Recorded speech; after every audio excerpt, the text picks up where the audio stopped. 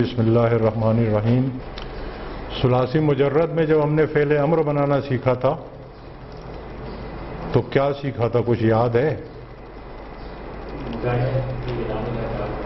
پہلے تو ہم نے یہ دیکھا تھا کہ فعل امر جو ہے وہ ہمیشہ مضارع سے بنتا ہے، نمبر 1۔ نمبر 2، مضارع کی ہم نے 2 کیٹیگریز الگ الگ بنا لی تھیں، مخاطب کے 6 صیغے، ان سے فعل امر بنانے کا طریقہ الگ، اور غائب اور متکلم کے 8 صیغے، ان سے فعل امر بنانے کا طریقہ الگ۔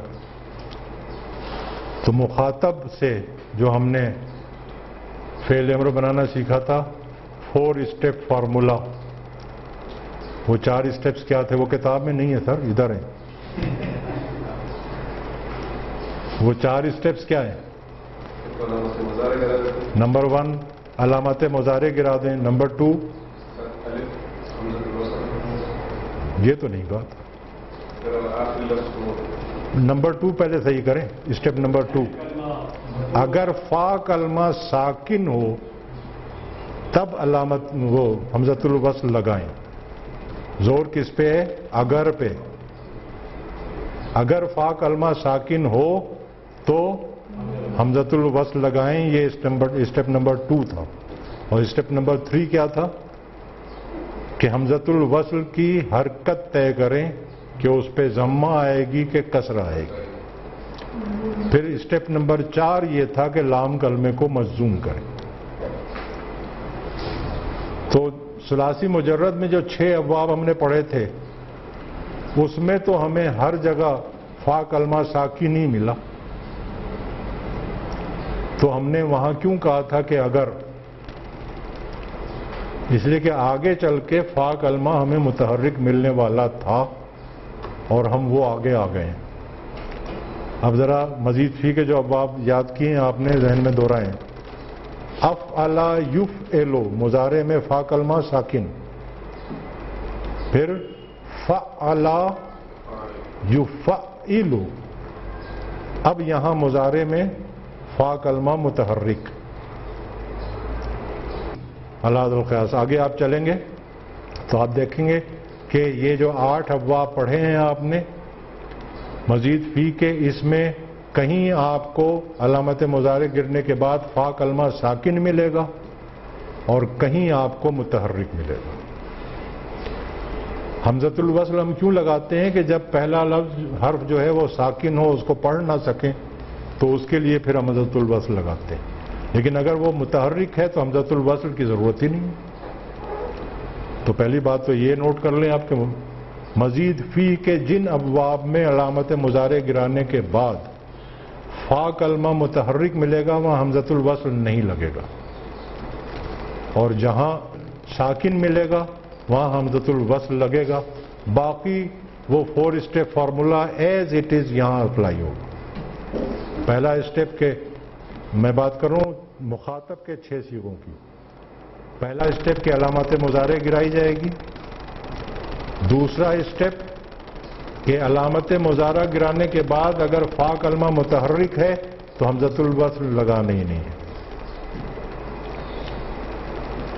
اور اگر ساکن ہے تو حمزۃ الوصل لگانا ہے۔ اور تھرڈ اسٹیپ جہاں حمزۃ الوصل لگے گا اس کی حرکت اسی اصول کے تحت طے ہوگی کہ عین کلمے پر اگر ضمہ ہے تو حمزۃ الوصل پہ ضمہ آئے گی ورنہ کسرہ۔ اور یہ دیکھ لیں کہ مزید فی کے کسی بھی باب میں عین کلمے پہ ضمہ آئی نہیں، اس لیے جہاں ساکن ملے گا وہاں حمزۃ الوصل لگے گا اور کسرہ لگے گا، اور جہاں متحرک ہے وہاں کچھ بھی نہیں ہے، وہاں سیدھا سیدھا لام کلمہ ہم نے مجزوم کرنا ہے، اور جہاں ساکن ہے وہاں حمزۃ الوصل لگانے کے بعد لام کلمہ ساکن کرنا ہے، دیٹس آل۔ لیکن اس اصول میں ایک ایکسیپشن ہے اور وہ ہے باب افعال۔ افعلا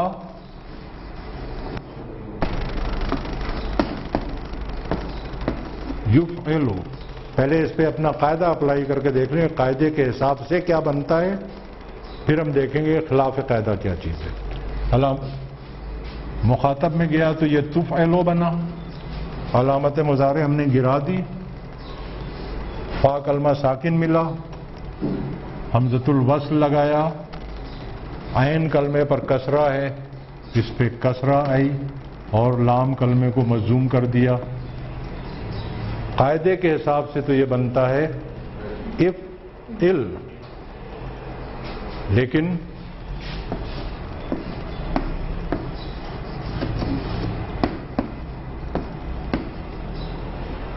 استعمال ہوتا ہے افعل.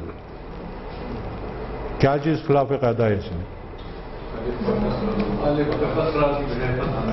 یہ الف نہیں ہے، یہ حمزہ ہے. الف اور حمزہ کا فرق ذرا پکی طرح ذہن میں رکھیں، اگلے سبق میں وہ بھی آ رہا ہے. الف اور حمزے کا فرق ذہن میں واضح ہونا چاہیے. اور حمزۃ الوصل پہ تو ہم نے دیکھا تھا کہ فتح آتی نہیں. حمزۃ الوصل پہ یا تو ضمہ آتی ہے یا کسرہ آتی ہے، اس لیے یہ حمزۃ الوصل اب نہیں رہا، یہ حمزۃ القطع ہو گیا.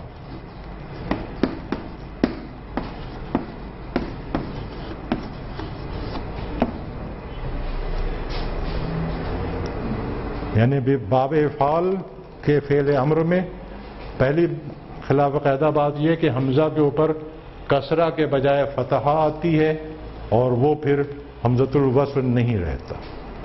یعنی اگر اس سے پہلے واو آ جائے تو یہ سائلنٹ نہیں ہوگا، ہم کہیں گے وا افعل ابشرا یبشرو.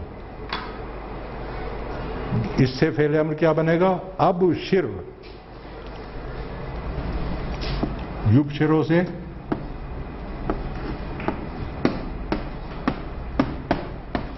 تبشرو. علامت مضارع گرائی،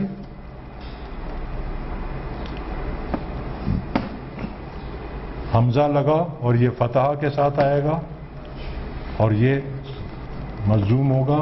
ابشر، تو بشارت حاصل کر. اور جب اس سے پہلے واو آئے گی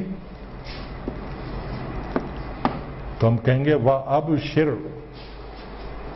قرآن مجید میں آیا ہے تتنزل علیہم الملائکۃ اللہ تخافوا ولا تحزنوا وابشروا. جمع ابشر سے ابشرا ابشرو، اور تم لوگ بشارت حاصل کرو. وہاں یہ نہیں آیا کہ وابشروا نہیں آیا ہے، وابشروا.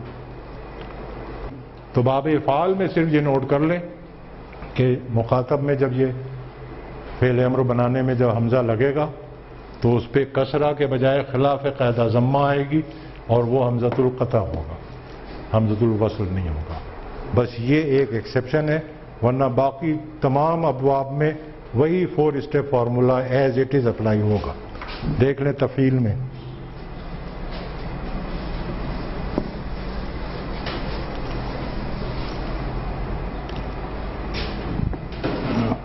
فعل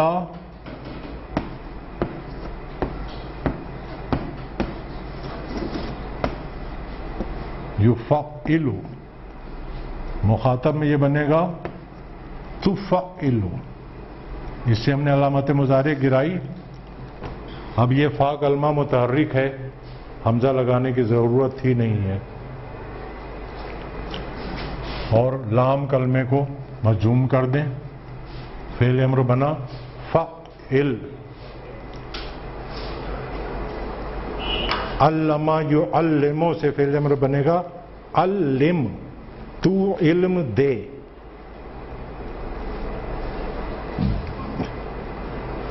اور آگے کی جن ابواب میں وہ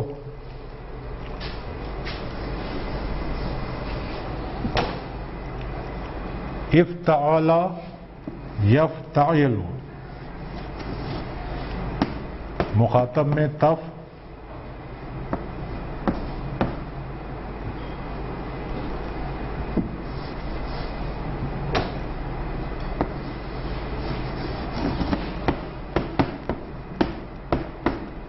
تفتعل. اب علامت مضارع ہم نے گرائی. حمزۃ الوصل لگے گا اور عین کلمے پر کسرہ ہے. قاعدے کے مطابق اس پہ کسرہ آئے گی. لام کلمہ مجزوم ہوگا. افتعل اور یہ حمزۃ الوصل ہے. انفعل استفعل یہ سب فعل امر اسی طرح قاعدے کے حساب سے بن رہے ہیں اور حمزۃ الوصل ہے. باقی یہ تو ہو گئے 6 صیغے مخاطب کے. اور ثلاثی مجرد میں ہم نے غائب اور متکلم میں فعل امر بنانے کا کیا طریقہ سیکھا تھا؟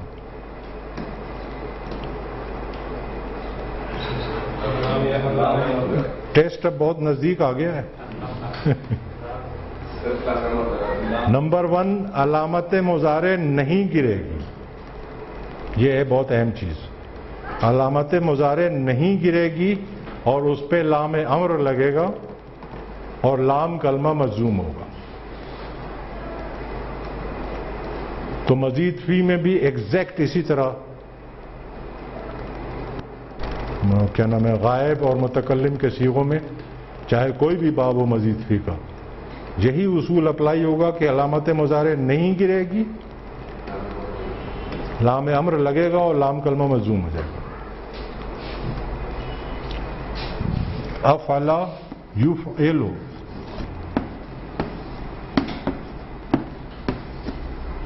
اس پہ علامت مضارع قائم ہے. لام امر لگا اور لام کلمہ مجزوم ہوا. لیفعل فعلا یفعل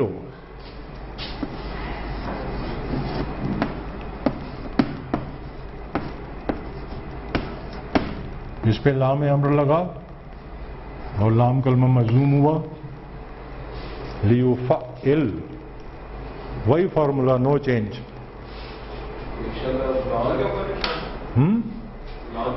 نہیں, لیفعل.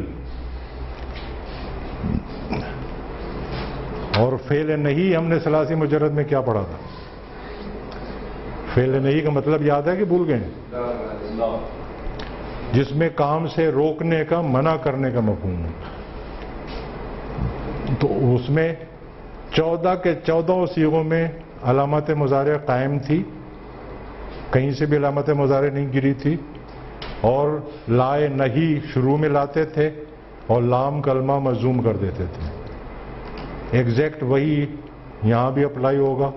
14 کے 14 صیغوں میں علامت مضارع قائم رہے گی, شروع میں لائے نہیں لگے گا اور لام کلمہ مجزوم ہو جائے گا. بس اب اس کی ہم نے مشق کرنی ہے.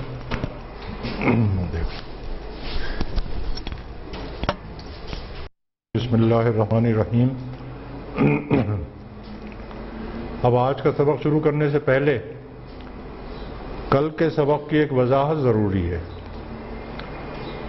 کل جب ہم مزید فی سے فعل امر بنانا سیکھ رہے تھے تو باب افعال میں ہم نے کیا کہا تھا؟ افعلا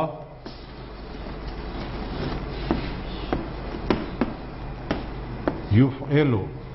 اس سے جب قاعدے کے حساب سے فعل امر بنے گا تو وہ تو یہی ہوگا کہ علامت مضارع ہٹائیں گے. فا کلمہ ساکن ہے, حمزۃ الوصل لگے گا, عین کلمے پر کسرہ ہے, اس پہ کسرہ آئے گی اور لام کلمہ مجزوم ہو جائے گا. افعل. لیکن ہم نے کہا تھا کہ یہ خلاف قاعدہ استعمال ہوتا ہے اور افعل کے بجائے افعل استعمال ہوتا ہے. اور اب چونکہ اس پہ فتح آ گئی اس لیے یہ حمزۃ الوصل نہیں رہا, حمزۃ القطع ہو گیا.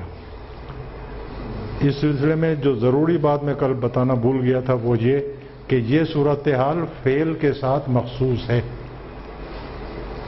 فعل میں, افعال میں جو حمزہ آئے گا, حمزۃ الوصل آئے گا تو یا تو اس پہ ضمہ ملے گی یا کسرہ ملے گی, فتحہ نہیں ملے گی. لیکن اسم میں سب سے پہلے آپ نے حمزۃ الوصل کہاں پڑھا تھا؟ لام تعریف میں. وہاں پہ کیا ہے؟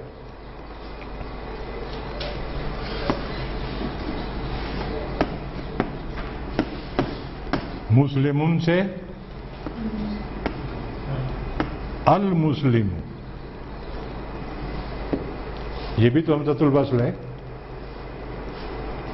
تو یہ وضاحت ضروری تھی کہ یہ جو بات میں نے کہی تھی یہ فعل کے ساتھ مخصوص ہے کہ فعل میں ہم کو حمزۃ الوصل پہ یا تو کسرہ ملے گی یا ضمہ ملے گی، فتح نہیں ملے گی.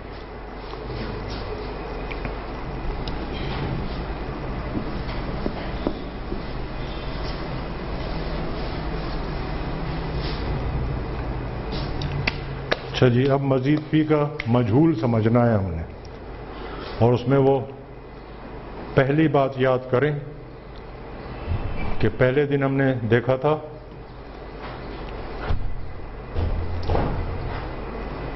کہ مزید فی ہم اس لیے کہتے ہیں کہ سے حرفی مادے میں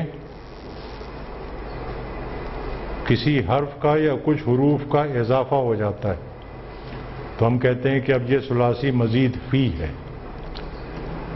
لیکن ہم نے یہ بھی نوٹ کیا تھا کہ جو بھی حرف کا اضافہ ہوگا وہ یا تو فا کلمے سے پہلے ہوگا یا فا کلمے کے بعد ہوگا.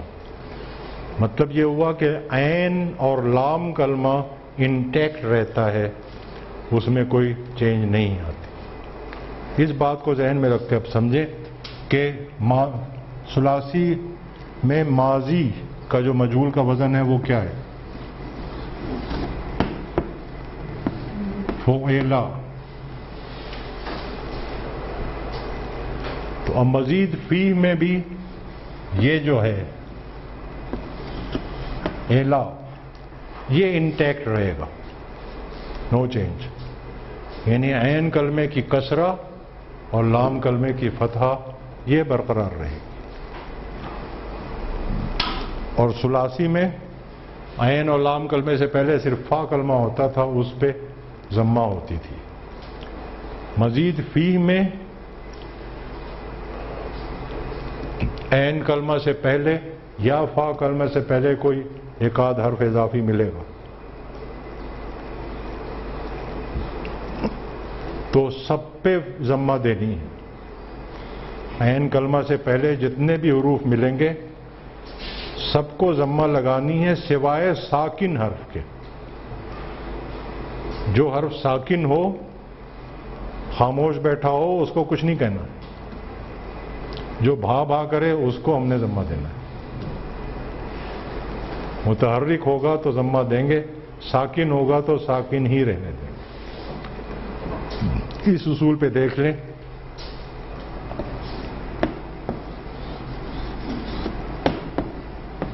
افعل، اب الا ہونا چاہیے، پہلے تو یہ فٹ کر لیں. اور اس سے پہلے ایک فا کلمہ ہے اور ایک حمزہ ہے. فا کلمہ چونکہ ساکن ہے، یہ ساکن ہی رہے گا، اس کو ہم ضمہ دے دیں گے. افعل، فعل، اس کو ہم دوسری طرح لکھ رہے ہیں. جب ہم تشدید کے ساتھ لکھتے ہیں تو اس کا مطلب یہی ہے نا، فعل. تو پہلے تو اس کا کریکشن کریں، یہ ہونا چاہیے الا، اور یہ ساکن ہے، یہ ساکن رہے گا، اس کو ہم ضمہ دے دیں گے فعل. تو یہ کیا ہو جائے گا؟ فعل. ٹھیک ہے جی. اب ذرا ایک اسٹیپ اور آگے چلیں.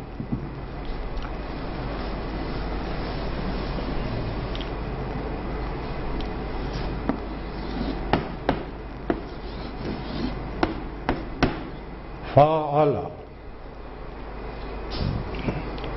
پہلے تو ہم اس کو ٹھیک کریں گے، اعلی سے اعلی کریں گے.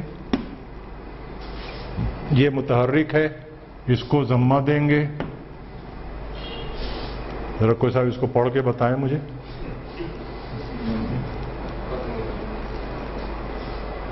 تو چونکہ یہ پڑھا نہیں جا سکتا تو یہ الف جو ہے یہ واو میں چینج ہو جاتا ہے.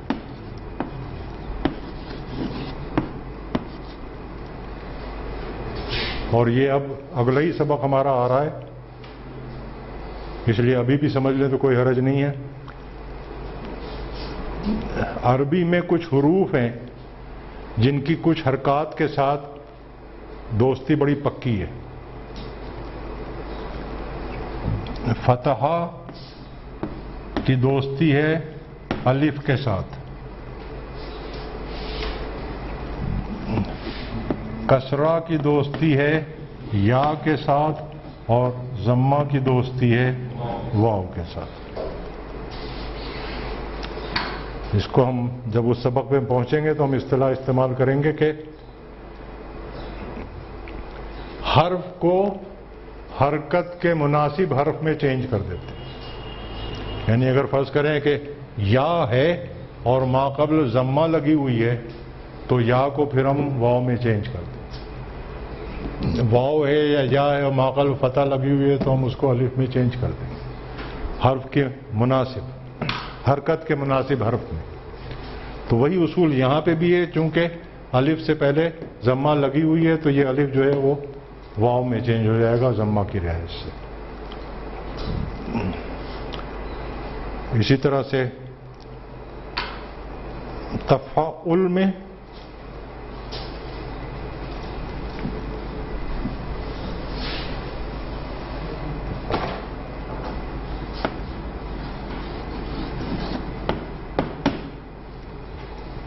اس کو بھی ویسے ہی لکھیں کھول کے تاکہ آپ کی بات سمجھ میں آ جائے.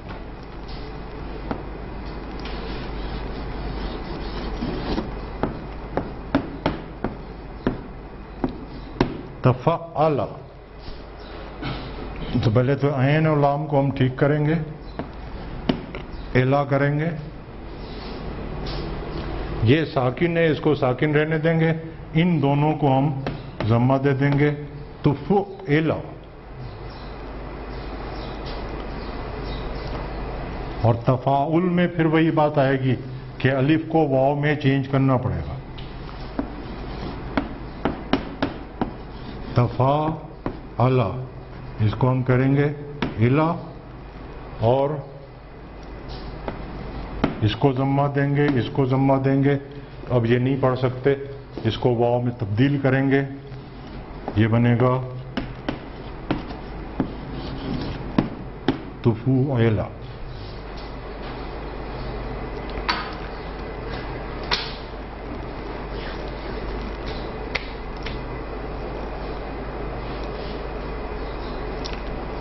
اسی طرح وہ کتاب میں دیے ہوئے ہیں، باقی سارے دیکھ لیجئے گا.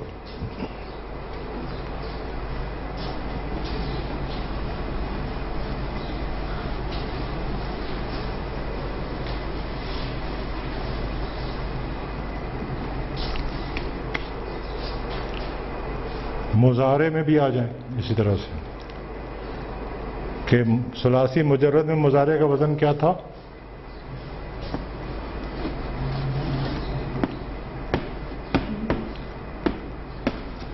یفعل. تو یہ عین اور لام تو انٹیکٹ رہے گا، یعنی الو جو ہے یہ تو قائم رہے گا اپنی جگہ.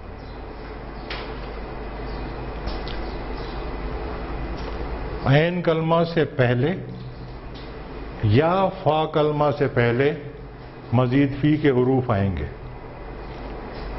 اور مزید فی کا حرف چاہے کہیں بھی آئے، چاہے فا کلمے کے بعد آئے یا فا کلمے سے پہلے آئے، اس سے پہلے علامت مضارع لگے گی. تو علامت مضارع کی ضمہ بھی قائم رہے گی.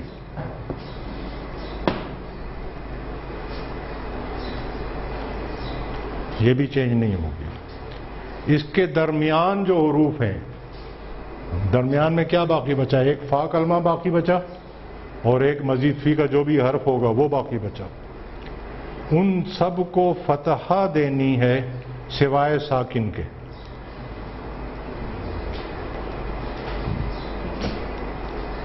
اب دیکھ لیں افعلا یفعلو،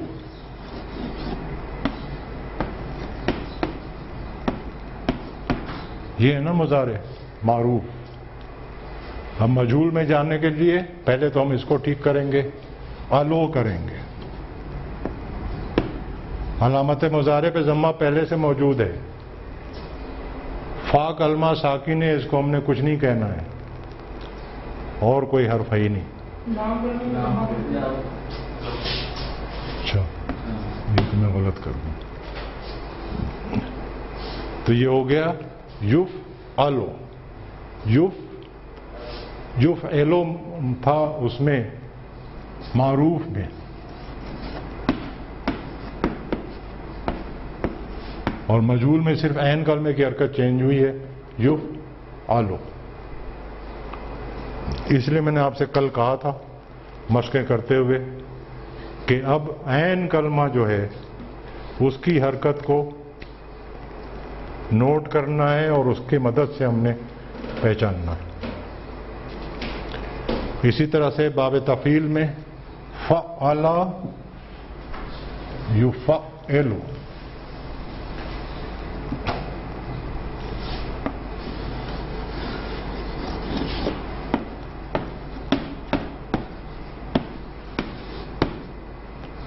اب سب سے پہلے تو ہم نے اس کو ٹھیک کرنا ہے، اس کو الو کرنا ہے۔ علامت مضارع پر ضمہ موجود ہے، ساکن کو ہم کچھ نہیں کہہ سکتے، اور متحرک حرف جو ہے اس پہ فتح لگانی تھی، وہ فتح پہلے سے موجود ہے۔ یفعلو،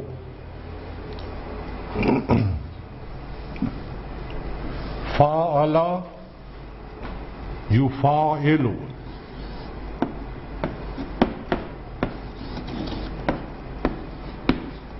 اس میں بھی پہلے ہم نے اس کو الو ٹھیک کرنا ہے۔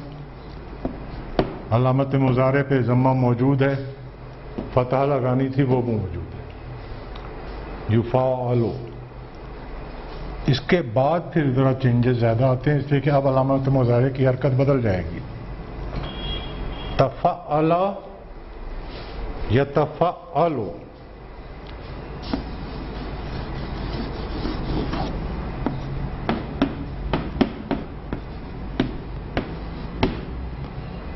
اب دیکھیں الو تو یہاں ٹھیک ہے،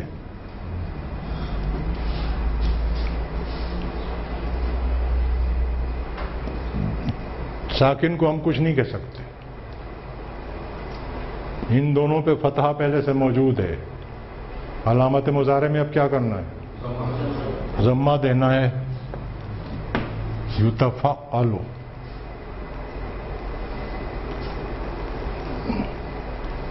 تفاعل یتفاعل سے صرف یتفاعل ہو جائے گا، یا علامت مضارع پہ ضمہ آ جائے گی اور معلوم ہو جائے گا کہ مجہول ہے۔ چلیں جی، مشق کرتے ہیں تو انشاءاللہ اس میں یہ چیزیں سمجھ میں آ جائیں گی۔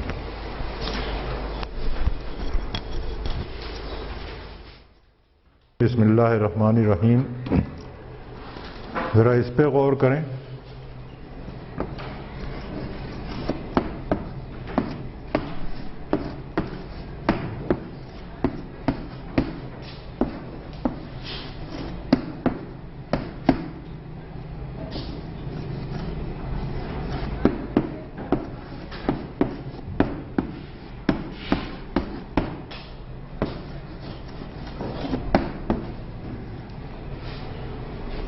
کیا فرق ہے دونوں میں؟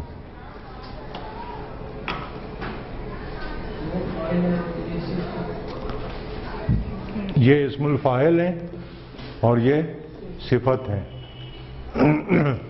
تو کیا اس میں نیکی کرنے اور محنت کرنے کا مفہوم نہیں ہے؟ نیک میں اور محنتی میں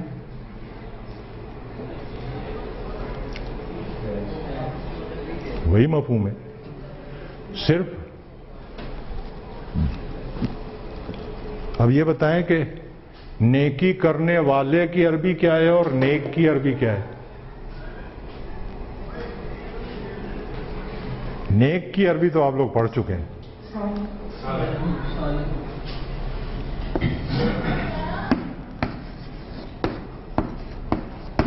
صالحون کا وزن کیا ہے؟ فاعلن. اچھا، محنتی کی عربی بھی آپ لوگ پڑھ چکے ہیں.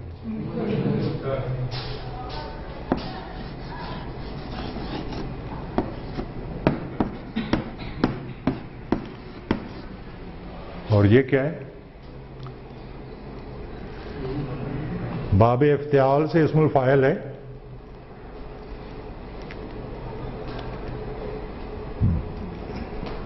کیا سمجھ میں آیا؟ کہ اسم الفاعل بطور صفت کے استعمال ہوتا ہے، ہم کرتے آئے ہیں. حصہ اول میں صالحون بھی استعمال کرتے آئے ہیں، مجتہدون بھی استعمال کرتے آئے ہیں. اس کے اور بھی استعمالات ہیں.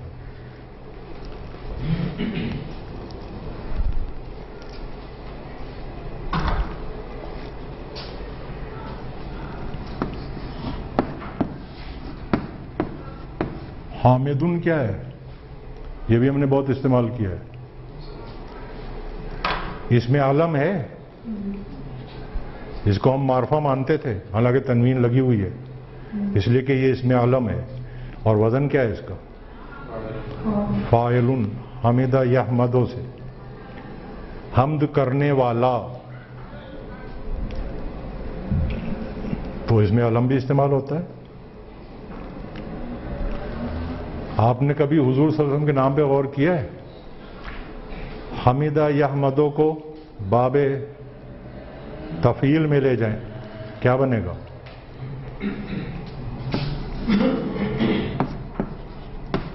حمدہ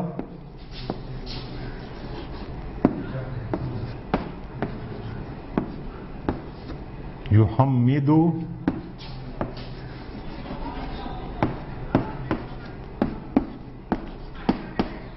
تحمیدن. اب کیا معنی ہو جائیں گے؟ حمدہ مانے حمد کرنا.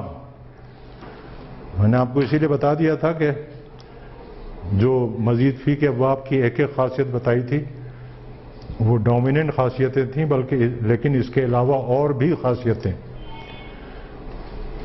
تو حمدہ پہلے ہی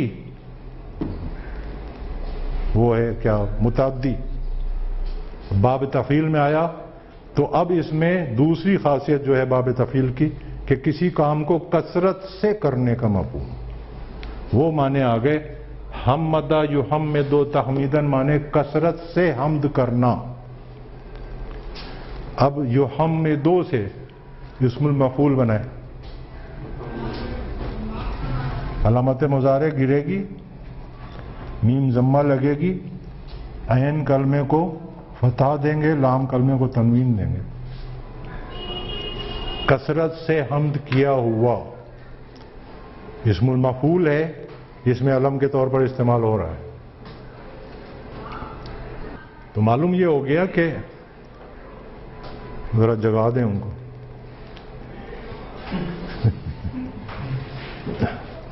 سر جس روز کلاس میں نیا سبق پڑھایا جا رہا ہو تہجد نہ پڑھا کریں. چلے منہ دھو کے آئیں. تو معلوم یہ ہو گیا کہ ایک خاص مفہوم دینے والا کوئی لفظ کسی بھی مادے سے آئے ایک خاص سانچے میں ڈھل جاتا ہے، جسے ہم وزن کہتے ہیں. وہ اس کی ساخت ہے، ایک خاص ساخت ہے لفظ کی، ایک خاص مفہوم دے رہا ہے. لیکن جملوں میں وہ مختلف طریقوں سے استعمال ہوگا. لفظ جیسے تمام الفاظ مختلف طریقوں سے استعمال ہوتے ہیں، یہ الفاظ بھی مختلف طریقوں سے استعمال ہوں گے. وہ کن طریقوں سے استعمال ہوتے ہیں وہ ابھی ہم دیکھتے ہیں، چونکہ یہ کتاب میں نہیں لکھا ہوا ہے. ذرا آپ لوگ نوٹ کر لیں تو اس کے بعد پھر ہم آگے چلتے ہیں.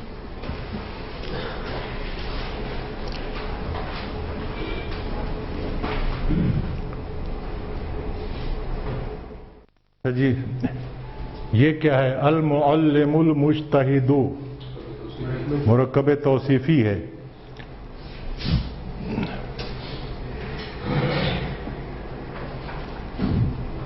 المعلم یہ بھی اسم الفاعل ہے. علم یعلم تعلیماً سے معلم، علم دینے والا، اور مجتہدن یہ بھی اسم الفاعل ہے، ایک موصوف ہے اور دوسرا صفت ہے۔ المعلم مبتدا ہے، مجتہدن اس کی خبر ہے۔ قدمہ فعل ہے، مجتہدن اسم الفاعل ہے لیکن اس کا فاعل ہے، اسم الفاعل ہے لیکن یہاں پر یہ بطور فاعل کے آیا ہے۔ اور ضربت مجتہدن، ضربت فعل، مجتہدن یہ اسم الفاعل ہے، اس جملے میں یہ بطور مفعول کے آیا ہے۔ انعام و مجتہدن یہ مضاف، یہ مضاف الیہ، اسم الفاعل ہے، مضاف الیہ بن کے آیا ہے۔ تو اب یہ بات کلیئر ہوگی آپ لوگوں کے ذہن میں کہ اسم الفاعل ہو یا اسم المفعول ہو، اس سے اصل مراد یہ ہے کہ ایک خاص مفہوم دینے والا لفظ کسی مادے سے آئے وہ اسی سانچے میں ڈھلے گا۔ کنسٹرکشن آف ورڈ کا مسئلہ ہے۔ پھر جملوں میں استعمال کا جہاں تک تعلق ہے، وہ جملے میں جہاں جس طرح استعمال کیا جائے گا وہ اس کی پوزیشن ہوگی جملے میں۔ یہ بات سمجھ میں آ گئی جی؟ اب ذرا ترجمہ دیکھیں، ترجمے دو ممکن ہیں، محنتی استاد، دوسرا ترجمہ محنت کرنے والا استاد کہہ لیں یا علم دینے والا کہہ لیں۔ استاد محنتی ہے یا استاد محنت کرنے والا ہے، دونوں ترجمہ ممکن ہیں۔ آیا ایک محنتی یا آیا ایک محنت کرنے والا، دونوں ترجمے ممکن ہیں۔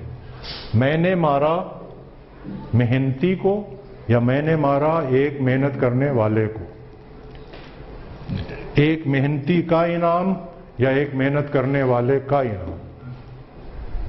اب یہ جملے اور مرکبات جو ہیں جب مجرد علیحدہ ہوں گے تو دونوں ترجمے ممکن ہیں، دونوں ترجمے درست ماننے پڑیں گے،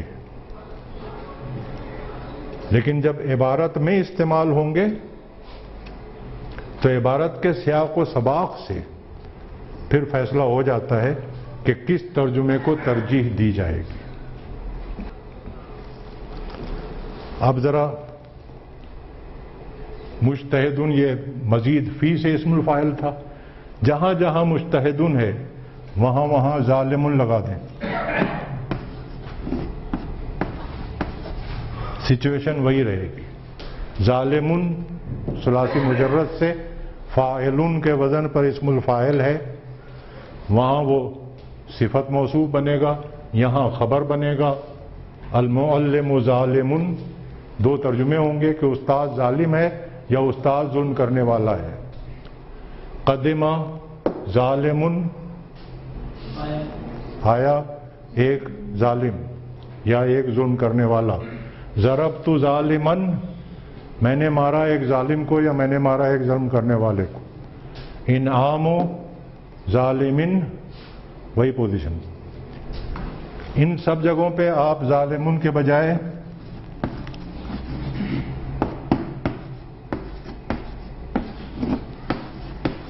مظلومن لگا دیں، وہی صفت موصوف، وہی مبتدا خبر، وہی فعل فاعل، فعل مفعول اور مضاف مضاف الیہ۔ تو اصل صورتحال جو ہے وہ یوں ہے۔ اسی لیے اکثر کتابوں میں آپ کو یہ لکھا ہوا ملے گا کہ اس میں صفت فاعلن کے وزن پر بھی آتا ہے اور مفعولن کے وزن پہ بھی آتا ہے۔ اس کی وجہ یہ ہے کہ یہ تو ایک لفظ کا کنسٹرکشن ہے، ایک خاص مفہوم دینے والا لفظ ایک خاص سانچے میں ڈھلتا ہے، ایک خاص قاعدے سے بنتا ہے، پھر وہ لفظ جملے میں جہاں جس طرح استعمال ہوگا اس معنی میں وہ استعمال ہوگا، وہ اس کی پوزیشن ہوگی۔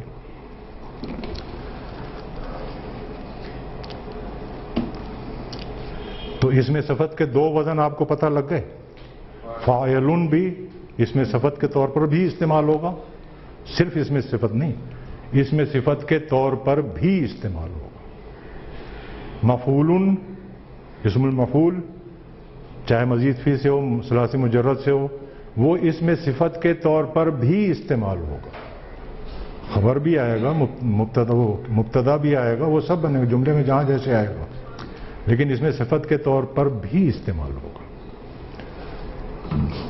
ایک اور وزن ہے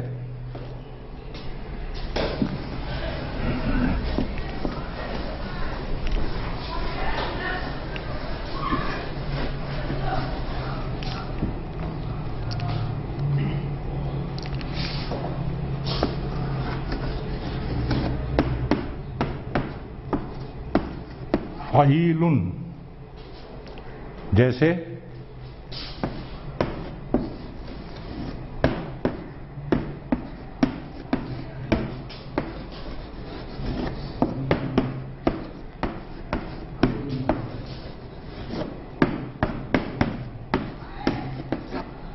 علی حد القیاس۔ اس وزن میں بھی عام طور پر زور کس پہ ہوا؟ عام طور پر اسم الفاعل کا مفہوم ہوتا ہے۔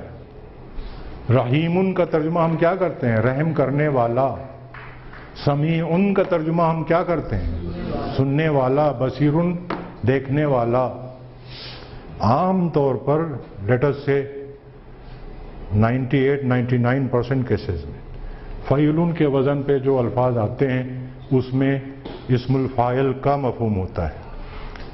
ایکسیپشنل کیسز میں کچھ الفاظ ہیں جس میں اسم المفعول کا مفہوم آ جاتا ہے، الٹ جاتی ہے بات۔ مثال کے طور پر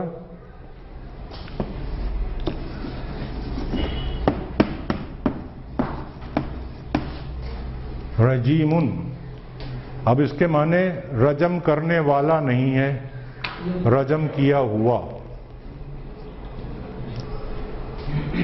یہ ایکسیپشنز ہیں۔ رول یہ ہے کہ فاعل کے وزن میں جب کوئی لفظ مادہ ڈھلتا ہے اس میں بھی اسم الفاعل کا ہی مفہوم پیدا ہوتا ہے عام طور پر۔ اب سوال یہ پیدا ہوتا ہے کہ فاعل اور فعیل کے وزن میں فرق کیا ہے؟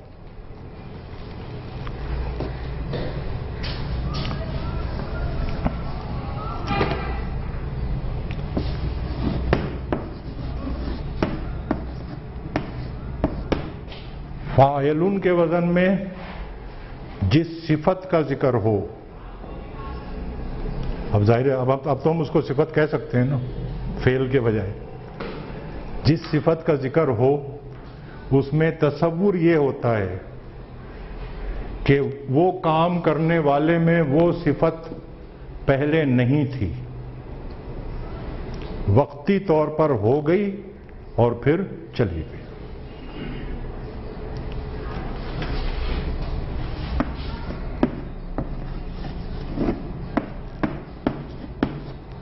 راحم،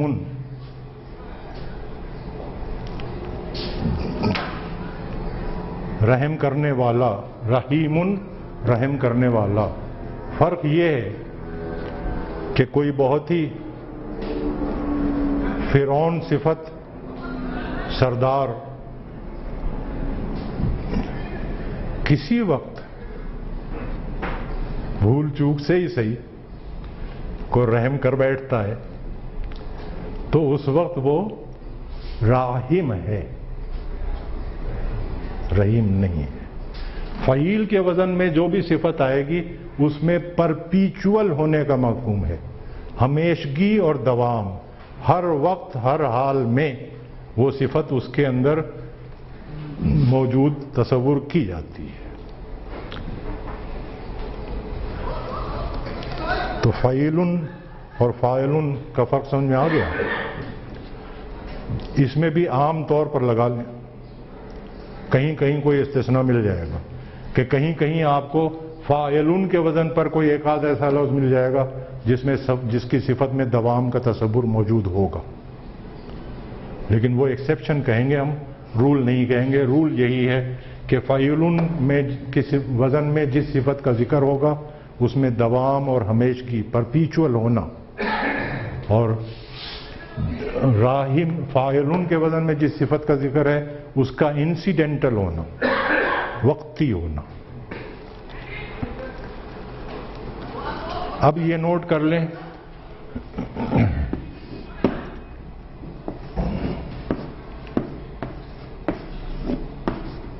کہ فاعلون کے وزن پہ جو صفت آتی ہے زیادہ تر، پھر نوٹ کریں، زیادہ تر عام طور پر باب کروما سے آتی ہے۔ دیکھیے باب کروما کی ہم نے کیا صفت بتائی تھی آپ کو، کہ اس میں عام طور پر اس کام کا ذکر ہوتا ہے جو مستقل ہو،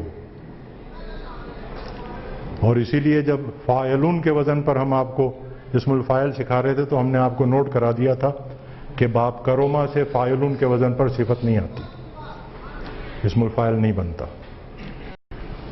باب کروما سے فاعلون کے وزن پر بنتا ہے۔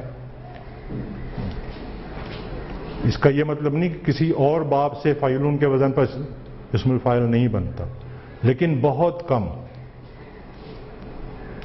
اور باب کروما جو ہے وہ تو تقریباً پورا کا پورا وتھ فیو ایکسیپشنز، اس میں اسم صفت جو ہے وہ فاعلون کے وزن پر بنے گی۔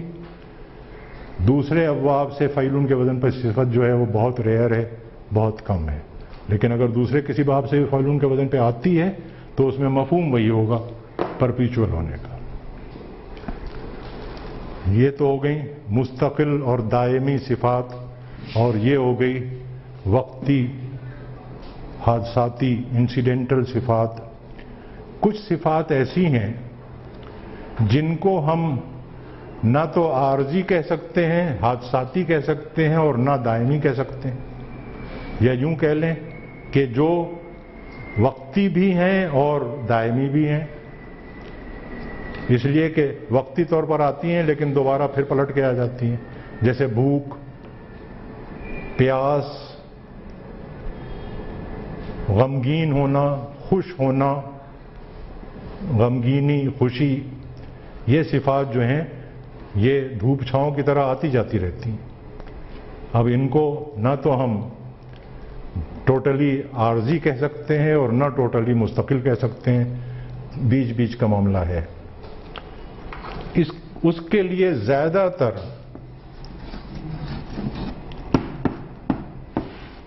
فاعلون کا وزن استعمال ہوتا ہے، جیسے ہم پڑھ چکے ہیں فرحون، خوشی، خوش ہونا۔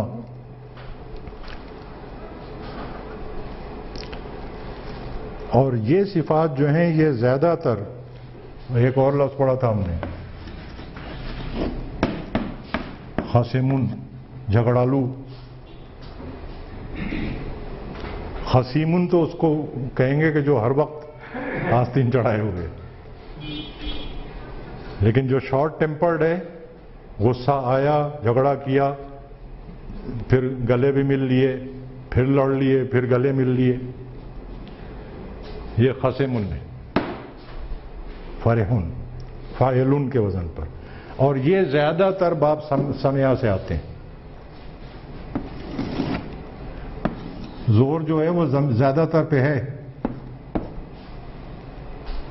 کہیں اور سے ملے تو پریشان نہ ہو، لیکن فاعلون کے وزن پہ آئے گا تو عام طور پر یہی کنسپٹ ہوگا کہ یہ آنے جانے والی چیز ہے، نہ اس کو ٹوٹلی ہم عارضی کہہ سکتے ہیں، نہ ٹوٹلی پرماننٹ کہہ سکتے ہیں۔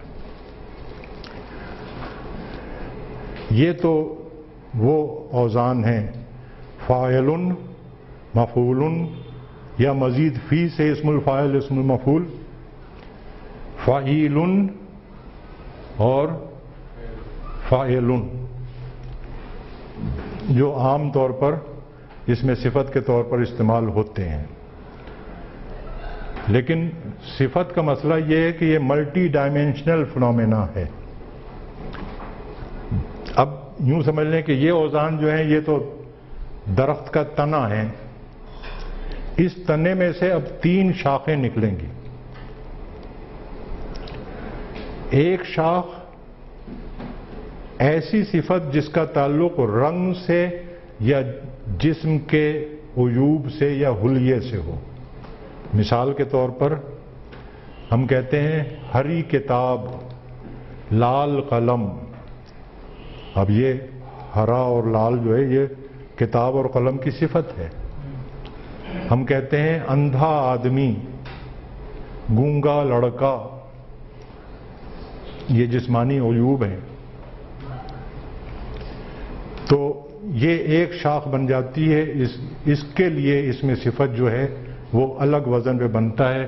اس کو ہم کہتے ہیں الوان و عیوب.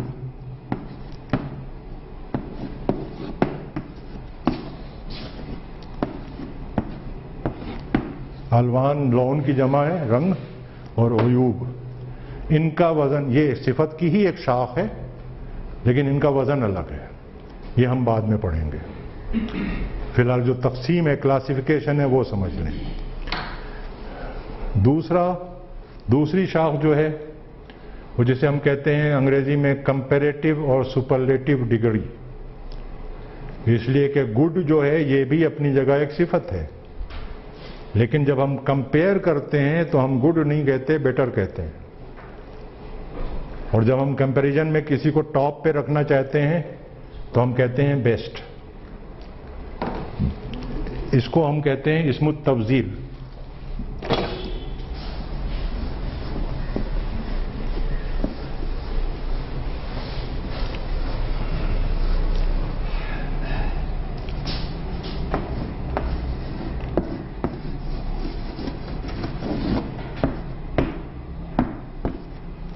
تفضیل دیکھیں گے، باب تفعیل ہے. فضل سے فضل یفضل تفضیلا، فضل دینا، اسم التفضیل. اور تیسرا ہے اسم المبالغہ، یعنی صفت کا ہی یہ شاخ ہے.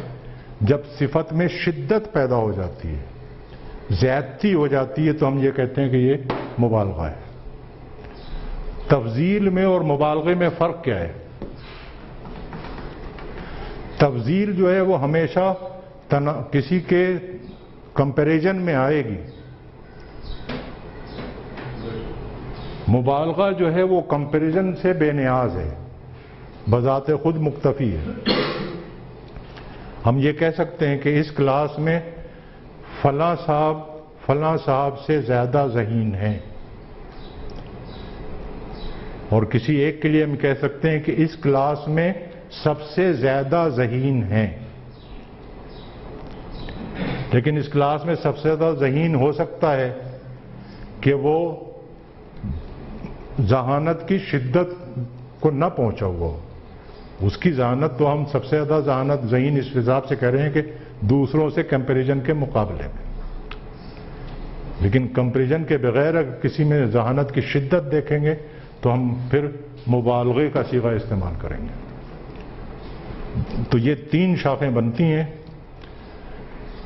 الوان و عیوب، ان کا وزن الگ، یہ ہم نے پڑھنا ہے. اس کے بعد اسم التفضیل، کمپیریٹو ڈگریز صفت کی، اس کا وزن الگ، وہ ہم نے پڑھنا ہے. اور اسم المبالغہ، اس کے کچھ اوزان ہیں، وہ ہم نے پڑھنے ہیں.